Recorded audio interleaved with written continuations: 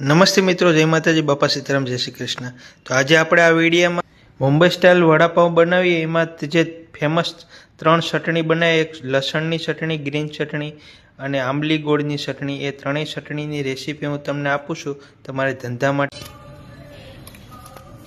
એટલા સિંગદાણા લીધા છે, સિંગદાણા શેકાશી લઈ લે।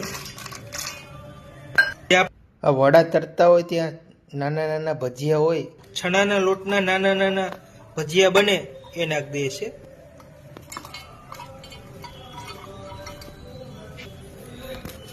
અને સ્વાદ પ્રમાણે 5 ગ્રામ નમક નાખી દઈએ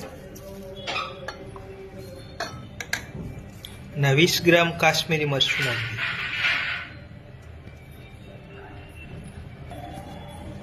અમારે મિક્સરમાં ઝટકા મારીને પીસીએ।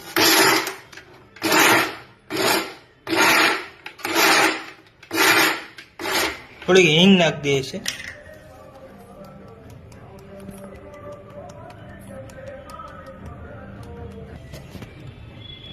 તો આપણે લસણની સૂકી ચટણી તૈયાર થઈ ગઈ છે, વડાપાઉંની કાઢી લઈએ। બોમ્બે સ્ટાઇલ વડાપાઉંની આ લસણની કોરી સૂકી ચટણી તૈયાર થઈ ગઈ છે। આને ઉપયોગ કેવી રીતે કરવો આપણે વિડીયોના એન્ડમાં બતાવશું। એટલી ચટણી તો તમારે 100 વડાપાઉંમાં થઈ જાય એટલી બનાવી નાખી। તો મિત્રો, વડાપાઉં સાથે ખવાતી લીલી ચટણી આપણે બનાવશું।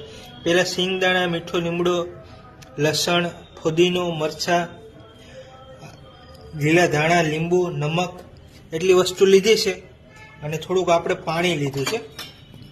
પાણી એટલી વસ્તુને આપણે 100-150 ગ્રામ ચટણી બનાવશું। તમારે વધારે કિલો બનાવવી હોય તો આનાથી થોડુંક વધારે મટીરિયલ લઈ લેવાનું। પહેલાં આપણે આ 30 ગ્રામ જેવા સિંગદાણા લીધા છે, શેકેલા સિંગદાણા છે ફોતરી વગરના, એ લઈને એને પીસી નાખ્યું છે। થોડુંક આપણે એમાં પાણી નાખી દઈએ, 10 ml જેટલું। પહેલાં સિંગદાણા પીસી નાખીએ।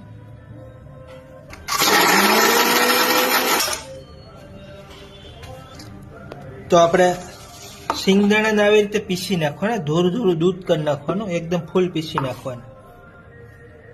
એની અંદર આપણે આદુનો ટુકડો લઈએ છીએ, આ 2 ઇંચ જેટલો આદુનો ટુકડો આપણે લઈએ છીએ। આદુના ઝીણું ઝીણું કટિંગ કરીને નાખી દેવાનું। કટિંગ કરી નાખ્યું તો 8-10 કરી લસણ નાખી દઈએ છીએ। આ 8-10 તીખા મરચાં કટિંગ કરી દઈએ। આપણા 15 વડાપાઉંમાં થાય એટલી ચટણી બનાવે છે, 150-200 ગ્રામ। તમારે વધારે ક્વોન્ટિટીમાં બનાવવાનું તો એટલું મટીરિયલ લઈ લેવાનું, જેટલા વડાપાઉં બનાવો એટલા। આ ચટણી ખૂબ જ બનશે ખાવામાં ટેસ્ટી। આ મીઠા લીમડાના પાન નાખી દઈએ છે, ફુદીનો નાખી દઈએ છે, આપણે આ ધાણા નાખીએ છીએ, લીલા ધાણા।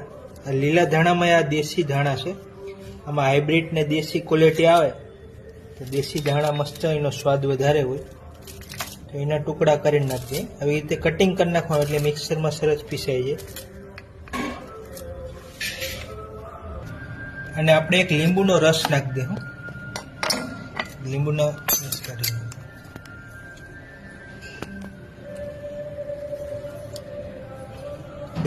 લીંબુનો રસ નાખવાથી ચટણી કાળી નહીં પડે।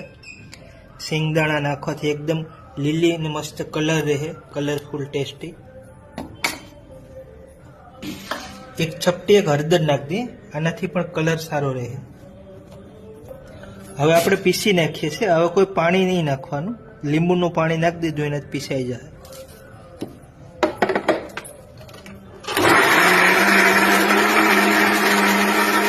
સ્વાદ અનુસાર ચટણી પીસાઈ ગઈ છે, સ્વાદ અનુસાર આપણે 3-4 ગ્રામ જેટલું નમક નાખી દઈએ એટલે મિક્સ થઈ જાય। એક રાઉન્ડ મારી દઈએ હજી।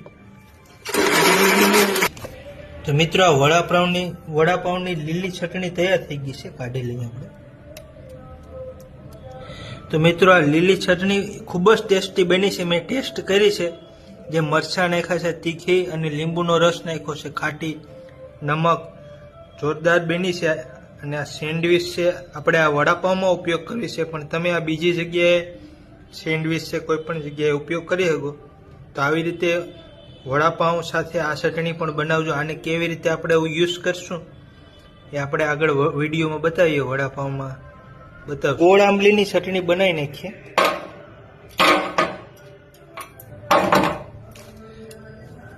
150 ગ્રામ ગોળ લઈએ છીએ. જે આપણે આંબલીને ગરમ કરી હતી એનો બલ્બ કાઢી, આંબલીના ફોતરા કાઢી નાખીએ, એનું પાણી નાખી દઈએ. આવી રીતે તો આંબલીના ફોતરા આપણે કાઢી નાખ્યા છે, આંબલીનું પાણી નાખી દઈએ. હવે પછી આપણે આને ગરમ કરી નાખશું.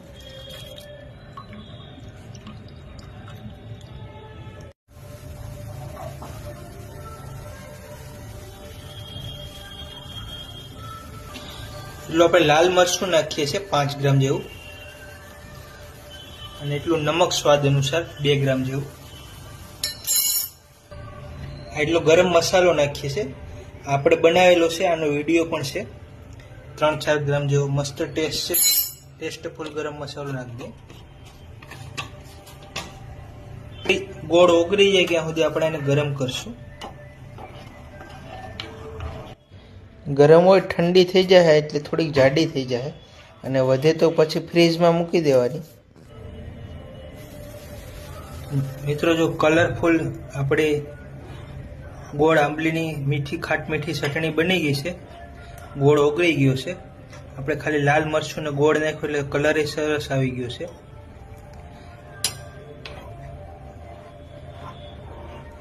તો આવી રીતે આ ગોળ આંબલીની ચટણી બનાવજો. હવે આપણે ગેસ બંધ કરી દઈએ છીએ. તો આવી રીતે વડાપાવની ગોળ આંબલીની ચટણી બનાવજો. આ વડાપાવ સાથે દેવાની હોય, અને વડાપાવની અંદર ઉપયોગ કરવાનો થતો નથી આ બોમ્બે સ્ટાઇલ વડાપાવમાં. બોમ્બે સ્ટાઇલ વડાપાવમાં પાવને શેકવાનું આવતું નહીં, પહેલાં 2 સાઈડ બટર લગાડી દઈએ છીએ. પછી આપણે આ ગ્રીન ચટણી બનાવી છે, લીલી ચટણી, એકદમ માખણ જેવી ચટણી છે, જોરદાર દેખાવ આવે છે, સ્વાદ પણ સરસ છે. લીલી ચટણી લગાડ્યા પછી આપણે જે લસણની સૂકી ચટણી લગાડી છે એ નાખી દેવાની. ત્યાર પછી આ ગોળ આંબલીની મીઠી ચટણી દેવાની, અથવા સોસ પણ દઈ શકો. અને આ ત્રણેય ચટણીનો વિડીયો સારો લાગ્યો હોય તો વિડીયોને લાઇક કરી દેજો, શેર કરી દેજો. ફેસબુક પેજને ફોલો ના કર્યું તો ફોલો કરી લેજો. મળીશું અગલા વિડીયો. જય માતાજી, બાપા સીતારામ, જય શ્રી કૃષ્ણ.